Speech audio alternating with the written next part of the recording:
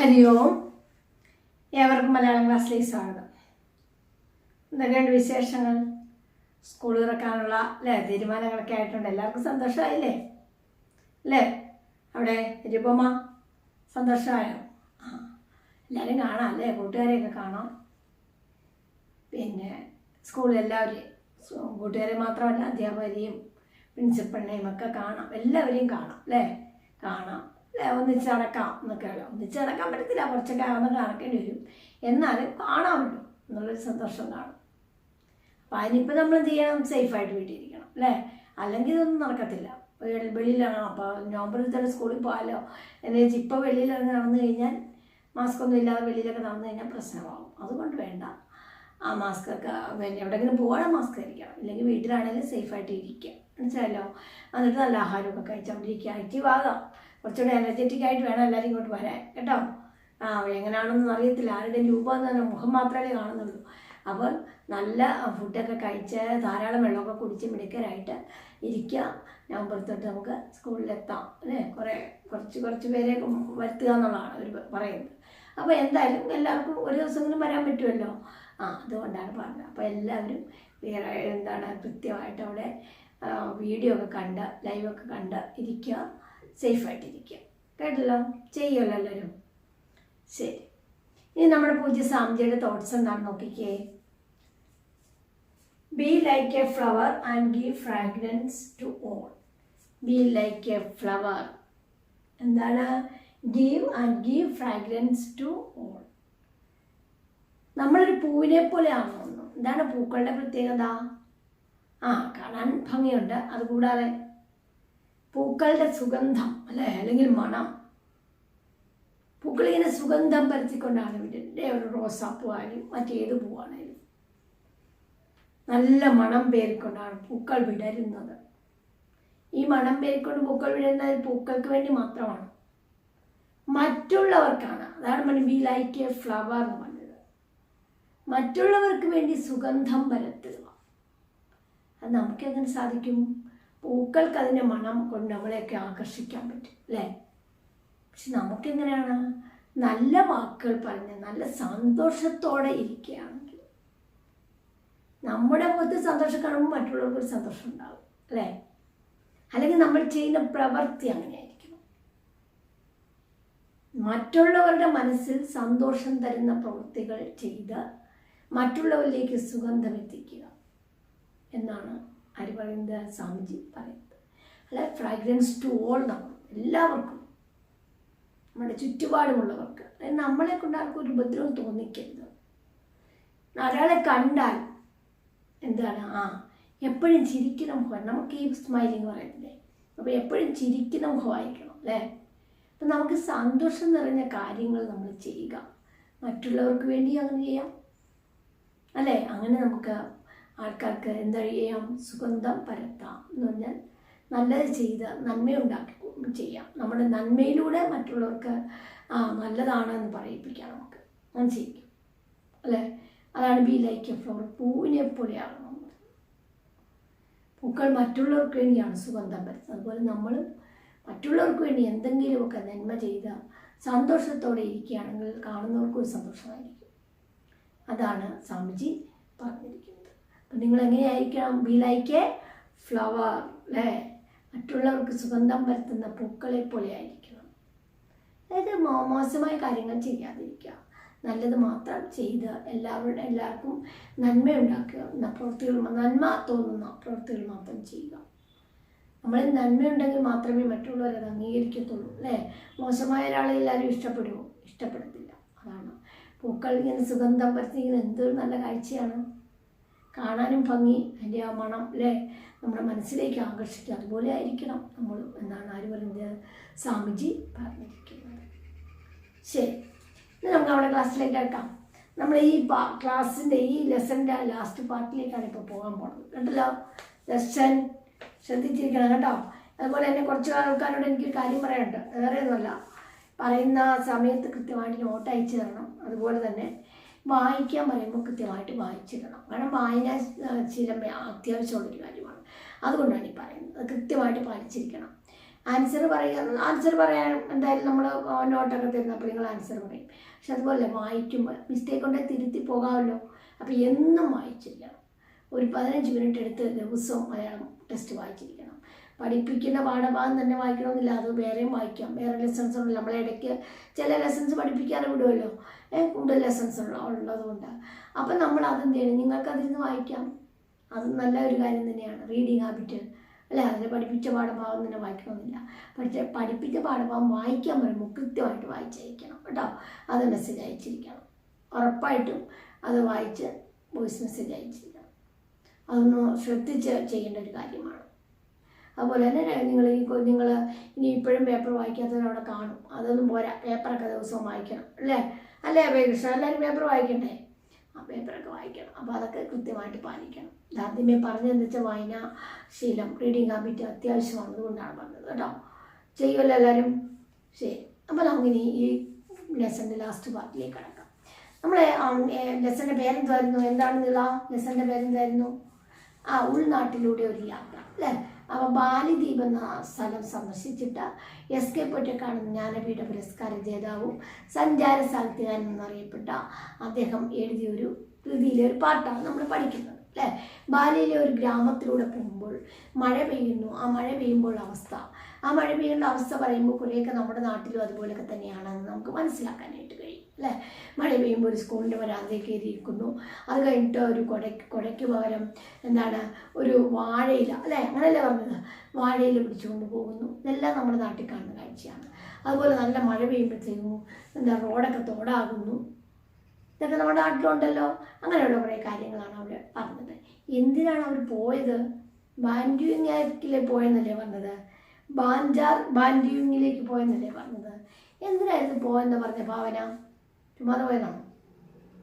അല്ല, അവിടെ ഉത്സവം നടക്കുന്നുണ്ട്, ആ ഉത്സവത്തിൽ പങ്കെടുക്കാനായിട്ട് അല്ലേ.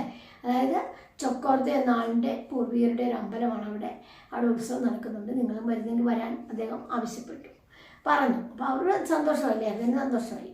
അങ്ങനെ അദ്ദേഹം പോകുന്ന വഴിക്കാണ് മഴ പെയ്യുന്നതൊക്കെ അല്ലേ. മഴ പെയ്യുമ്പോൾ സംഭവിക്കുന്ന കാര്യങ്ങളൊക്കെ നമ്മൾ പഠിച്ചതാണ് അല്ലേ.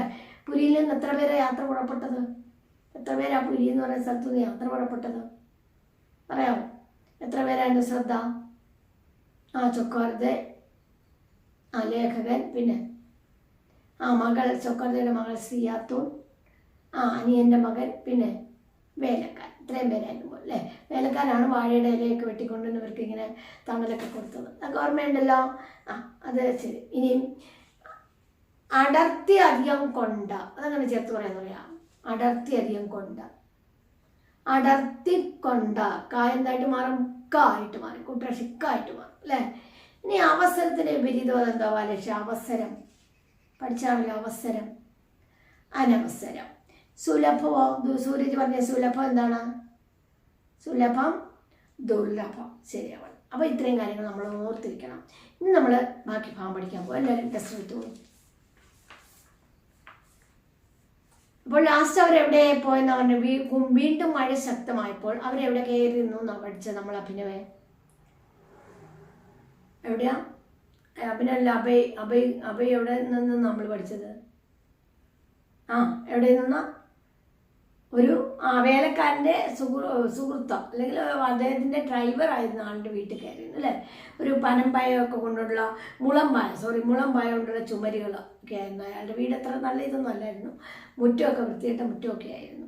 കാരണം മഴയൊക്കെ പെയ്ത് കിടക്കുമല്ലേ, അതുകൊണ്ട് അങ്ങനെ വൃത്തികേടായതാണ്. മനസ്സിലായല്ലോ. അപ്പോൾ അത്രയും കാര്യങ്ങളാണ് നമ്മൾ പഠിച്ചത്. ഇനി ബാക്കി ഭാഗം ശ്രദ്ധിക്കും. ആ പറമ്പിൽ വേറെയും 2 കുടിലുകളുണ്ട്.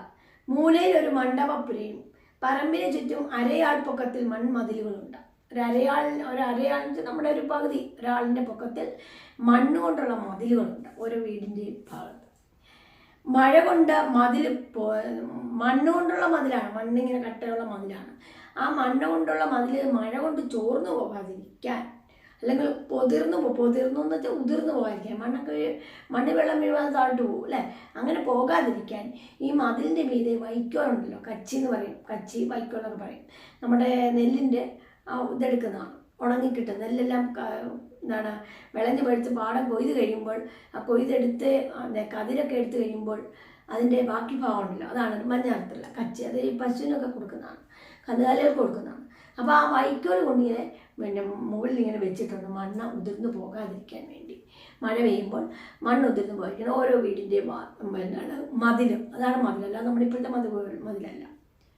തിരുവിതാംകൂറിലെ ചില പ്രദേശങ്ങളിൽ പറമ്പുകളിൽ കാണുന്ന കൈശാല കയ്യാലയുടെ മാതൃകകൾ തന്നെയാണ് ഈ മതിലുകളും പണിത് വെച്ചിരിക്കുന്നത്. അപ്പോൾ ഇങ്ങനെ കയ്യാല വെച്ചിട്ടുണ്ട്, ചില സ്ഥലത്ത് കാണും, ചില തിരുവിതാംകൂർ ഭാഗത്തൊക്കെ ഉണ്ടെന്നാണ് പറയുന്നത്. അപ്പോൾ അവിടെ ഇങ്ങനെ കയ്യാല വെച്ചിരിക്കുന്നത് പോലെ ഇവിടെ എന്താണ് മൺമതിലുകളാണ് വെച്ചിരിക്കുന്നത്. അതായത് വെള്ളം ഒഴിച്ചു പോകാതിരിക്കാൻ ഉദ്ദേശമാണ് കൂടുതൽ. ആ മാതൃകയിൽ തന്നെയാണ് ഈ മതിലുകളും പണിത് വെച്ചിരിക്കുന്നത്. ബാലിയിലെ ഉൾനാടുകളിൽ മിക്കവാറും എല്ലാ തറവാടുകളിലും ഇത്തരത്തിലുള്ള മൺതിട്ടകളുണ്ട്, മതിലുണ്ട്. അപ്പം ഒരു വീട്ടിലെ പോയുള്ളൂ, 1-2 വീടേ ഇവർ കണ്ടുള്ളൂ. പക്ഷെ മിക്കവാറും എല്ലാ ഉൾനാട്ടിലുള്ള എല്ലാ ഗ്രാമങ്ങളിലും, എല്ലാ വീടുകളിലും, ഗ്രാമങ്ങളിലുള്ള എല്ലാ വീടുകളിലും ഈ ഇതുപോലെയുള്ളൊരു മൺമതിൽ കാണും. ആ മതിലിൻ്റെ മേലെ എന്ത് കാണും? വൈക്കോൽ കൊണ്ട് അവർ പാകിയിരിക്കും. വൈക്കോൽ കൊണ്ട് എന്താ പാകുന്നത്? അതിങ്ങനെ എന്താണ് ഉതിർന്ന് പോകാതിരിക്കാൻ, മണ്ണ് ഒലിച്ചു പോകാതിരിക്കാൻ വേണ്ടി മഴ പെയ്യുമ്പോൾ. മഴ വീണ്ടും അവരവിടെ ഇരുന്നുള്ള കാര്യങ്ങളൊക്കെയാണ് പറയുന്നത്. മഴ തോന്നപ്പോൾ വീണ്ടും യാത്ര തുടങ്ങും.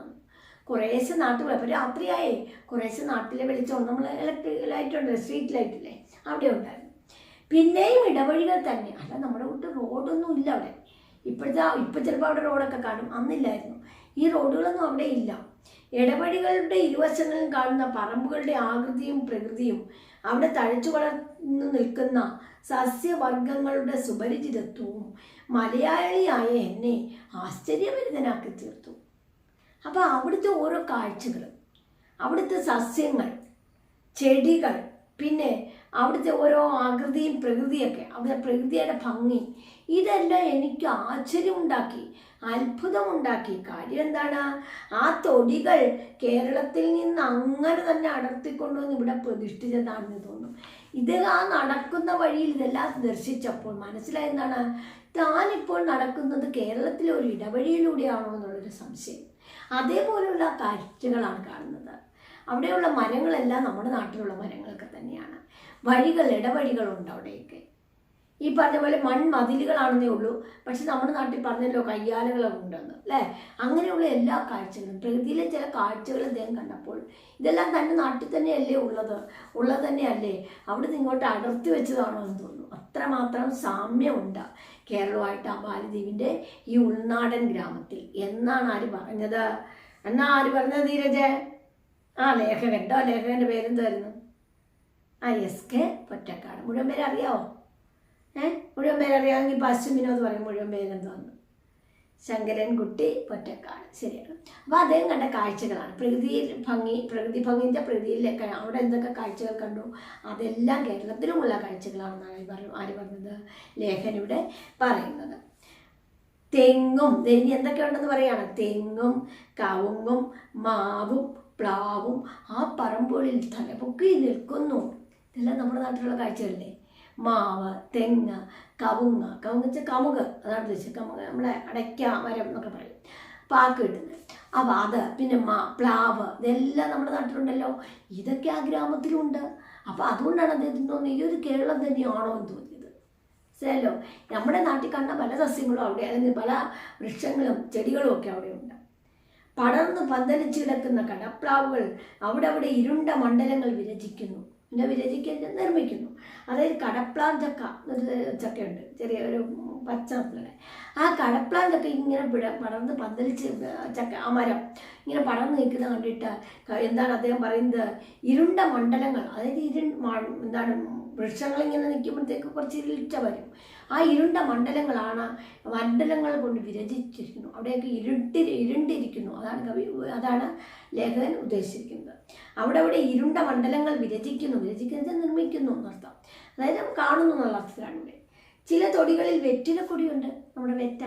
അപ്പോൾ എല്ലാം ഉണ്ട് അവിടെ. ഇവിടെയുള്ള സവാസുകളെല്ലാം അവിടെ ഉണ്ട്, മരങ്ങളൊക്കെ അവിടെ ഉണ്ട്. വാഴയുണ്ട്, മാതള മരമുണ്ട്, പപ്പായുണ്ട്. എല്ലാം പറമ്പിൽ സുലഭമായി കാണാം. ധാരാളമായി കാണാം. അതിൻ്റെ വിപരീതം നമ്മൾ കഴിഞ്ഞ ദിവസം പഠിച്ചത്. എന്തായിരുന്നു അതിൻ്റെ വിപരീതം? സുലഭത്തിൻ്റെ വിപരീതം എന്താണ് അശ്വരരുടെ? ദുർലഭം. അപ്പോൾ ഇവിടെ എന്തൊക്കെ കാണാമെന്ന് പറഞ്ഞേ? മാവ് കാണാം, പ്ലാവ് കാണാം, കവുങ്ങ് കാണാം, അല്ലേ? മാതളമരം കാണാം, പിന്നെ പപ്പായ, പിന്നെ അതുപോലെ തന്നെ വാഴ, എല്ലാം ഉണ്ട്. നമ്മുടെ നാട്ടിലുള്ള എല്ലാ കാര്യങ്ങളും അവിടെയും കാണാമെന്നാണ് പറഞ്ഞത് അല്ലേ സാന്ദ്ര? അങ്ങനല്ലേ പറഞ്ഞത്? അപ്പോൾ നമ്മുടെ കേരളത്തിൻ്റെ ഒരു ഭാഗം അങ്ങോട്ട് എടുത്ത് വെച്ചിരിക്കുന്നതാണോ എന്ന് തോന്നും എന്നാണ് ലേഖകൻ പറഞ്ഞത്. കേരളത്തിൻ്റെ ഒരു ചിത്രം അവിടെ കാണാൻ സാധിച്ചു അദ്ദേഹത്തിന്. ഈ മരങ്ങൾ ഇതെല്ലാം അവിടെ ഉള്ളതാണ്, ഇവിടെ ഉള്ളത് തന്നെ അവിടെയുണ്ട്. കേരളത്തിൻ്റേതല്ലാത്ത ഒരു മരം ഞാൻ അവിടെ കണ്ടത് മാങ്കോസ്റ്റീൻ മാത്രമാണ്. അതൊരു പഴം ഉണ്ടാകുന്ന മരമാണ്, ഒരു ഫ്രൂട്ട്, നല്ല പോഷക ഗുണമുള്ളൊരു ഫ്രൂട്ട് ഉണ്ടാകുന്നതാണ്. അതാണ് മാങ്കോസ്റ്റീൻ എന്ന് പറയുന്നത്. നമ്മുടെ നാട്ടിൽ നേരത്തെ ഇല്ലായിരുന്നു, ഇന്തോനേഷ്യയിലും കാണാണ് അത് ആദ്യമായിട്ട് വരുന്നതൊക്കെ. പക്ഷേ ഇപ്പോൾ നമ്മുടെ നാട്ടിലും ആൾക്കാർ അത് കൃഷി ചെയ്യുന്നുണ്ടെന്നാണ് പറയുന്നത്. അതിൻ്റെ പഴത്തിൻ്റെ നിറം എന്ന് പറയുമ്പോൾ നമ്മുടെ അതായത് ഒരു പർപ്പിൾ കളറാണ്, മനസ്സിലായി? പർപ്പിൾ കളർ ഇങ്ങനെ ഒരു റൗണ്ടിൽ ഇങ്ങനെ ഇരിക്കും. ഈ മാങ്കോസ്റ്റിൻ എന്ന് പറയുന്നത്. അത് നല്ല വൈറ്റമിൻസ് ഒക്കെ അടങ്ങിയ ഒരു ഫ്രൂട്ടിൻ്റെ കൂടെ വരുന്നതാണ്. അത് മരമായിട്ട് വരുന്നത്, കുറച്ച് മരമാകുന്നതാണ്. അത് അവിടെ ഉണ്ട്. അപ്പോൾ അത് അന്ന് കേരളത്തിലില്ലായിരുന്നു. ഇദ്ദേഹം പോകുന്ന സമയത്ത് നമ്മുടെ നാട്ടിലധികം അങ്ങനെ ഒരു കാര്യം ഇല്ലായിരുന്നു. മാങ്കോസ്റ്റിൻ മരം എന്ന് പറയുന്ന മരത്തെ പറ്റി അധികം ആരും കേട്ടിട്ടില്ല. പക്ഷേ അവിടെ അതാണ് ഇവിടുന്ന് വ്യത്യസ്തമായിട്ട് ഒരേ ഒരു മരം എന്ന് പറയുന്നത്. ബാക്കിയെല്ലാം നമ്മുടെ നാട്ടിലുള്ളതാണ്. അപ്പം നമ്മുടെ നാടിൻ്റെ ഒരു ചിത്രം തന്നെ അവിടെ കണ്ടു എന്നാണ് ആര് പറയുന്നത്? ലേഖകൻ പറയുന്നത്. അങ്ങനെയല്ലേ പറഞ്ഞത്? മതിൽ മൂലകളിൽ നിന്ന് പച്ച വില്ലീസ് തൊങ്ങലുകൾ പോലെ ഇല്ലിക്കൂട്ടങ്ങൾ ഇടവഴിയിലേക്ക് തറന്നു നിൽക്കുന്നു. ഇനി മതിലിൻ്റെ മൂലകൾ, ഈ മൺമതിലുകളാണ്, അതിൻ്റെ ഇടയിൽ കൂടെ ഇല്ലിക്കൂട്ടം, ചെറിയ മുളയുണ്ടല്ലോ, അതിനെയാണ് മുളം എന്ന് പറയും. ഇല്ലിക്കൂട്ടങ്ങൾ ഉദ്ദേശിച്ച് ചെറിയ മുള, അല്ലാതെ നമ്മുടെ വലുതല്ല, വലിയ മുളയല്ല, ചെറിയ സൈസുണ്ട്, ഇല്ലിക്കാടുകൾ എന്നൊക്കെ പറയും. അപ്പോൾ അത് കുറ്റിയായിട്ട് കുറച്ച് ഒത്തിരി വളരത്തില്ല. മറ്റേ മുളയെന്ന് വെച്ചാൽ വലിയ ആകാശം കൊണ്ട് കുറേ വളരും അല്ലേ, നല്ല ഉയർച്ചയിൽ വളരും. പക്ഷേ ഇതല്ല, ചെറുതാണ്, ഇല്ലിക്കൂട്ടങ്ങൾ. അതാണ് ഇല്ലിക്കൂട്ടങ്ങൾ ഇടവഴിയിലേക്ക് തള്ളിയൊക്കെ നിൽക്കുന്നുണ്ട്. അവയ്ക്കരികെ കരേളകത്തിൻ്റെയും നീലശംഖുപുഷ്പത്തിൻ്റെയും വള്ളികൾ, കരേളകം എന്നൊക്കെ പറഞ്ഞാൽ ഒരു തരം വള്ളി ചെടികളാണ്. ആ വള്ളിച്ചെടികളുടെയൊക്കെ ശംഖുപുഷ്പം അത് നമ്മുടെ നാട്ടിലുള്ളതാണ് അല്ലേ. അവയുടെയൊക്കെ അവ പടർന്ന് പന്തലിക്കുന്ന സൈസാണ് ചെടികളാണ്. അപ്പോൾ അതൊക്കെ ഇങ്ങനെ നിൽപ്പുണ്ട്. ഈ ഇല്ലിക്കൂട്ടങ്ങൾ ഇടവഴിയിലേക്ക് തള്ളി നിൽക്കുകയാണല്ലോ. അവയ്ക്കരികെ ഈ നീല ശംഖുപുഷ്പം, കരേളകം തുടങ്ങിയവയൊക്കെ കാണാനായിട്ട് സാധിക്കും. അപ്പോൾ കേരളത്തിൻ്റെ ഒരു ചിത്രം തന്നെ അവിടെ അദ്ദേഹത്തിന് കാണാൻ സാധിച്ചു എന്നാണ് നമുക്ക് മനസ്സിലാക്കാൻ കഴിയുന്നത്. അങ്ങനെയല്ലേ കീർത്തന? അതാണ് ഇവിടെ പറഞ്ഞിരിക്കുന്നത്. അതായത് എന്തുകൊണ്ടാണ് അങ്ങനെ പറഞ്ഞത് കൃഷ്ണപ്രഭ? കേരളത്തിൻ്റെ ഒരു ചിത്രം കാണാൻ പറ്റിയെന്ന് പറഞ്ഞല്ലോ, എന്തുകൊണ്ടാണ്? കേരളത്തിൽ കാണുന്ന വാഴ, മാവ്, പപ്പായ, പ്ലാവ് അല്ലേ, അടയ്ക്കാമരം അല്ലെങ്കിൽ കവുങ്ങ് തുടങ്ങിയവയൊക്കെ അവിടെ ഉണ്ട്. അതുകൊണ്ടാണ് അദ്ദേഹം പറഞ്ഞത്. അദ്ദേഹം ആ ഗ്രാമത്തിൽ കൂടെ പോയപ്പോൾ ഇതെല്ലാം കണ്ടു. ഇതെല്ലാം കണ്ടപ്പോൾ അദ്ദേഹത്തിന് തോന്നി ഈ കേരളത്തിൻ്റെ ഒരു ഭാഗം അവിടെ അടർത്തി എടുത്തു വെച്ചിരിക്കുകയാണെന്ന് തോന്നി അല്ലേ. അങ്ങനല്ലേ കാശി പറഞ്ഞത്? കാശി ഇടയ്ക്കൊക്കെ ക്ലാസ് വരാത്ത എന്താ? കറക്റ്റ് സമയത്ത് കാശി വരണം കേട്ടോ. പഠിക്കുന്ന ആളാണല്ലോ, പിന്നെന്ത് പറ്റി? നെറ്റ് പ്രോബ്ലമാണ്, അറിയിച്ചാൽ മതി. അപ്പോൾ അങ്ങനെയൊക്കെ ചെയ്യണം. അപ്പോൾ അങ്ങനെയുള്ള കാര്യങ്ങളൊക്കെ ശ്രദ്ധിച്ച് വേണം ചെയ്യാൻ, കാശിയോടെ പറഞ്ഞ്. അപ്പോൾ ഈ കാര്യങ്ങളൊക്കെയാണ് നമ്മൾ മനസ്സിലാക്കിയത്. എന്തൊക്കെയാണ്? കേരളത്തിൻ്റെതായ ഒരു ചിത്രം നമുക്ക് അദ്ദേഹം അവിടെയും കാണുന്നു അല്ലേ. ധാരാളം വൃക്ഷങ്ങൾ, ആ വൃക്ഷങ്ങളെല്ലാം തന്നെ കേരളത്തിലുള്ള വൃക്ഷങ്ങളാണ്. ഒരേ ഒരു കാര്യം മാത്രമേ ഉള്ളൂ അവിടെ നമ്മുടെ നാട്ടിൽ ഇല്ലാന്ന്, അതാണ് മാങ്കോസ്റ്റിൻ. അതിപ്പോൾ ഇവിടെ ഉണ്ടെന്നാണ് പറയുന്നത്. ഇവിടെ എവിടെയും കൃഷി ചെയ്യുന്നുണ്ട് മാങ്കോസ്റ്റിൻ എന്ന മരം. ഈ മാങ്കോസ്റ്റിൻ മരം കേട്ടിട്ടുള്ളത് ഒരിടത്ത് കേട്ടിട്ടുണ്ട്. എവിടെയാണെങ്കിലും നമ്മുടെ ബഷീറിൻ്റെ കഥകൾ പറയുമ്പോൾ, ബഷീർ ഉണ്ടല്ലോ, വൈക്കം മുഹമ്മദ് ബഷീർ, അദ്ദേഹത്തെക്കുറിച്ച് എൻ്റെ മാങ്കോസ്റ്റിൻ്റെ ചുവട്ടിലിരുന്നാണ്, കസേരയിലിരുന്നാണ് ഇതൊക്കെ എഴുതിയിരുന്നതും അവിടെ എപ്പോഴും അദ്ദേഹം ഇരിക്കുമായിരുന്നു ഒക്കെ പറയുന്നത്. കോഴിക്കോടാണ് അദ്ദേഹത്തിൻ്റെ വീട്. അപ്പോൾ അവിടെയാണ് വേപ്പൂർ സുൽത്താൻ എന്നൊക്കെയാണ് അദ്ദേഹത്തെ അറിയപ്പെടുന്നത്. അപ്പോൾ അത് അവിടെ അങ്ങനെ ഒരു കേട്ടിട്ടുണ്ട്. ഞാൻ കണ്ടിട്ടില്ല, ഈ ഫോട്ടോയിൽ കണ്ടതേ ഉള്ളൂ ഈ ഫ്രൂട്ടൊക്കെ, അല്ല നേരിട്ട് ഞാൻ കണ്ടിട്ടില്ല. ചിലപ്പോൾ നിങ്ങളാരെങ്കിലും കണ്ടു കാണുമായിരിക്കും. കണ്ടെങ്കിൽ അവർ നമ്മളോട് അനുഭവം പങ്കുവെക്കുക, എങ്ങനെയുള്ള പഴമാണ്, എന്താണ് അതിൻ്റെ സ്വാദം എന്നൊക്കെയുള്ളത് കേട്ടോ. ഓക്കെ, അപ്പോൾ ഇത്രയും കാര്യങ്ങളാണ് ഈ പാഠഭാഗത്ത് പറഞ്ഞിരിക്കുന്നത് അല്ലേ. അപ്പോൾ മഴയിൽ നിന്ന് രക്ഷ നേടാൻ എന്തെല്ലാം കരുതലുകളാണ് സ്വീകരിച്ചത് നമ്മൾ കഴിഞ്ഞ ക്ലാസ്സിൽ പഠിച്ചായിരുന്നു. ഇനി തിരുവിതാംകൂറിലെ പറമ്പുകളുടെ മാതൃകയിൽ കണ്ട ഉൾനാടൻ തറവാടുകളെ പറ്റി നമുക്ക് എഴുതാവുന്ന കാര്യമുള്ളൂ. അവിടെ എന്തൊക്കെ കണ്ടു? മൺമതിലുകൾ കണ്ടു, പിന്നെ നമ്മുടെ ഇവിടുത്തെ പോലെ തന്നെയുള്ള വൃക്ഷങ്ങൾ കണ്ടു അല്ലേ. അതെല്ലാം അവിടെ കണ്ടു. കേരളത്തിൻ്റെ പ്രകൃതി പോലെ തന്നെ അവിടെയും കണ്ടു. ഇടവഴികൾ ചെറിയ വഴികളാണ് എന്ന് മനസ്സിലായി. അതുപോലെ മഴ പെയ്യുമ്പോൾ വഴികളെല്ലാം തോടുകളാകും. ഇതെല്ലാം നമ്മുടെ നാട്ടിലും കാണുന്നതാണ്. അതാണ് അവിടുത്തെ ഉൾനാടൻ ഗ്രാമത്തിൽ കണ്ടത്, ബാലിയിലെ ഉൾനാടൻ ഗ്രാമത്തിൽ കണ്ടതെന്ന് പറയുന്നു. മലയാളിയായ പൊറ്റക്കാടിനെ ആശ്ചര്യഭരിതനാക്കി തീർത്തത് വസ്തുത എന്തായിരുന്നു? എന്തോ കണ്ടപ്പോഴത്തേന് ആശ്ചര്യഭരിതനായി എന്ന് പറഞ്ഞല്ലോ. എന്തായിരുന്നു?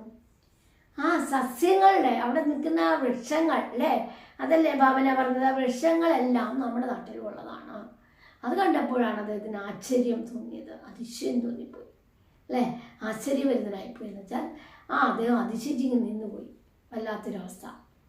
കാരണം അവിടെ ഞാനിപ്പോൾ മാലദ്വീപിലല്ലേ, അതോ കേരളത്തിലാണോ എന്നുള്ളൊരു ഡൗട്ട് വന്നു. അത്രയ്ക്ക് എല്ലാ മരങ്ങളും ഇവിടെയുണ്ട്. മാങ്കോസ്റ്റിന് വെച്ച് ബാക്കി എല്ലാം ഇവിടെയുണ്ട്. പപ്പായ ഉണ്ട്, മാവുണ്ട്, പ്ലാവുണ്ട്, എല്ലാം ഉണ്ട്, കവുങ്ങുണ്ട്, എല്ലാ മരങ്ങളും ഉണ്ട്. അതുകൊണ്ടാണ് തെങ്ങ് അതെല്ലാം ഉണ്ട് അവിടെ. തെങ്ങുണ്ട്, കവുങ്ങുണ്ട്, മാവ്, കടപ്ലാവ്, ചക്ക പിടിക്കുന്ന കടപ്ലാവുണ്ട്, സാധാരണ പ്ലാവുണ്ട്, എല്ലാം അവിടെയുണ്ട്. അപ്പോൾ ഇതൊക്കെ അദ്ദേഹം കണ്ട കാഴ്ചകളാണ്. അപ്പോൾ കേരളത്തിൻ്റെതായ ചില കാഴ്ചകൾ അവിടെയും കണ്ടു. ആ ഒരു ഗ്രാമത്തിൽ കൂടി പോയപ്പോൾ, ഗ്രാമത്തിലൂടെ പോയ കാര്യമാണ് ഇവിടെ പറയുന്നത്. ഒരുപക്ഷെ ടൗണിൽ ഇതൊന്നും കാണണമെന്നില്ല, അവിടുത്തെ ഗ്രാമത്തിലാണ് ഇതെല്ലാം കാണുന്നത്. നമ്മുടെ നാട്ടിലും കൂടുതലും ഗ്രാമപ്രദേശത്താണ് ഇതെല്ലാം കാണുന്നത് അല്ലേ.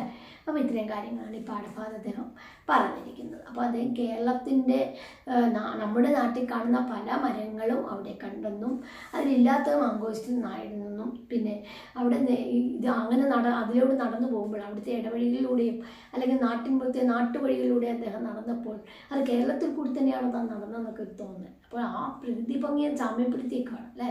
അപ്പോൾ അവിടുത്തെ പ്രകൃതി ഭംഗിയും അദ്ദേഹം കണ്ടു, ഇവിടുത്തെ പ്രകൃതി ഭംഗിയും കണ്ടു. കാരണം പ്രകൃതിയെ നോക്കിക്കണ്ടു. നിരീക്ഷണ പാഠമുള്ള വ്യക്തിയായിരുന്നു ആരെ?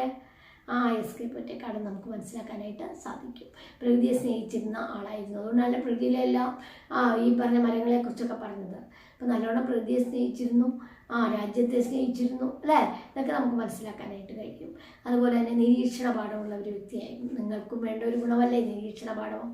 നിങ്ങൾക്ക് മാത്രമല്ല, എല്ലാവർക്കും, പ്രത്യേകിച്ച് കുട്ടികളെന്ന് പറഞ്ഞാൽ പഠിക്കുന്ന കാര്യം കൊണ്ടാണ് പറഞ്ഞത്. അപ്പോൾ നിരീക്ഷണ പാഠം വളർത്തിയെടുക്കാൻ കഴിയും. പിന്നെ പ്രകൃതിയെ നല്ല രീതിയിൽ നോക്കിക്കണ്ട ഒരു വ്യക്തിയാണ് അല്ലേ. സൂക്ഷ്മമായിട്ടാണ് വീക്ഷിച്ചത് എല്ലാ കാര്യങ്ങളും. അതാണ് ഇത്ര കൃത്യമായിട്ട് ഈ മരങ്ങളുടെ പേരൊക്കെ പറഞ്ഞത് അല്ലേ. അതൊരു കഴിവ് തന്നെയാണ്, സൂക്ഷ്മമായിട്ട് നിരീക്ഷിച്ച് നമുക്ക് പറഞ്ഞു തരിക എന്നുള്ളത്. അങ്ങനെ ഒരു കഴിവാണ് നിങ്ങൾക്കും വളർത്തിയെടുക്കേണ്ടത്. അപ്പോൾ അദ്ദേഹത്തിന് ആ കഴിവുണ്ടായിരുന്നു എന്ന് നമുക്ക് ഈ പാഠഭാഗത്ത് നിന്ന് മനസ്സിലാക്കാൻ സാധിക്കും. പിന്നെ കേരളത്തിൻ്റെ ഒരു ചിത്രം പോലെ തന്നെയാണ് ബാലിദ്വീപിലെ ഉൾനാടൻ ഗ്രാമത്തിൻ്റെ ചിത്രമൊന്നും നമുക്ക് ഈ ഭാഗത്തു നിന്ന് മനസ്സിലാക്കാനായിട്ട് കഴിയും അല്ലേ. ഇത്രയും കാര്യങ്ങളല്ലേ പറഞ്ഞത്. കാശി അടുത്ത ദിവസം വായിക്കാനോ കേട്ടോ, ഈ ഭാഗം വായിച്ച് കേൾപ്പിക്കേണ്ടി തന്നെ. ശരി, ഇനി ബോർഡിലേക്ക് ഒന്ന് ശ്രദ്ധിച്ച എല്ലാവരും എന്തൊക്കെ എഴുതിയേക്കുന്നതെന്ന് പ്രത്യേകം ചേർത്ത് വസിപ്പിക്കുക. വെറ്റില കൊടികൾ എന്തിനാണ്? വെറ്റില കൊടികൾ എങ്ങനെ പറയും? വെറ്റിലയുടെ വെറ്റിലയല്ലേ, വെറ്റിലൻ്റെ വെറ്റാന്ന് പറയും. പച്ചനെ മുറുക്കാൻ ഉപയോഗിക്കുന്നതാണ്. വെറ്റിലയുടെ കൊടികൾ. ഇല്ലിക്കൂട്ടങ്ങളോ? ഇല്ലിയുടെ കൂട്ടങ്ങൾ അല്ലേ. ഇല്ലിക്കൂട്ടങ്ങൾ, ഇല്ലിയുടെ കൂട്ടങ്ങൾ, വെറ്റിലയുടെ കൊടികൾ. അപ്പോൾ ഇത് രണ്ടും മനസ്സിലാക്കി വെക്കുക. പിന്നെ കേരളത്തിൻ്റേത് അധികമല്ലാത്തത് എങ്ങനെ എഴുതും? കേരളത്തിൻ്റേത് അധികമല്ലാത്തത് എങ്ങനെ എഴുതും?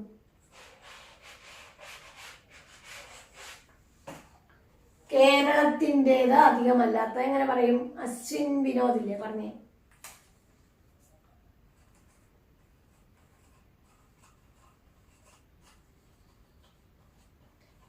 കേരളത്തിൻ്റേതല്ലാത്ത അല്ലേ,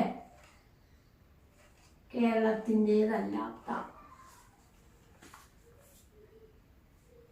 അടർത്തി അധികം കൊണ്ട് എങ്ങനെ എഴുതും? അടർത്തി അധികം കൊണ്ട്. ഞാൻ നോട്ടിൽ എഴുതി തരും, അതുകൊണ്ടാണ് വായിച്ചു കേട്ടോ.